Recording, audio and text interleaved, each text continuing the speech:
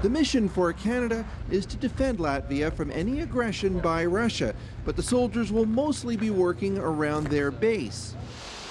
300 kilometers away is the real front line between NATO and Russia, the international border, marked by a high metal fence with razor wire.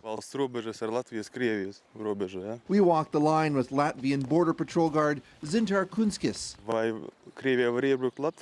If there's a Russian incursion, he says he'll be the first to know, but he adds the arrival of NATO troops has not led to any sign of change here. It is extremely unlikely that Canadian soldiers will ever get to see this border fence or get to see the international boundary markers, the Latvian one here and the Russian one there. NATO says the plan is to keep their soldiers far back from the border. Over the weekend, when the first group of Canadians arrived, their commander reiterated the mission's aim is to avoid antagonizing anyone, especially the Russians. It's proportional, it's defensive, and it's going to preserve peace within the region. In Latvia's border region around Velaka, people celebrate their history of fierce resistance to occupiers of the past. This swamp is where hundreds of partisans waged war for years against Nazis and then the Soviets who replaced them.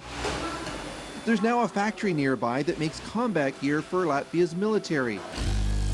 Anita Nikoliava lives just 2 kilometers from that border fence, and she's happy Canada has arrived. Honestly, yes, it scares me, she says, at the prospect of a Russian takeover of her country.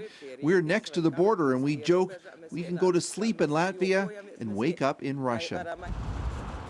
Still, on our border visit, we found little immediate sense of alarm. The local mayor says Russia's takeover of Crimea is obviously worrying, but he believes it's unlikely to be repeated in Latvia, not with the NATO troops here. Russia once dominated Latvia, but in the 25 years since independence, those closest to the border told us they're now used to living next to their giant neighbor, and NATO's arrival will simply give them an added measure of comfort. Chris Brown, CBC News in Velaka, Latvia.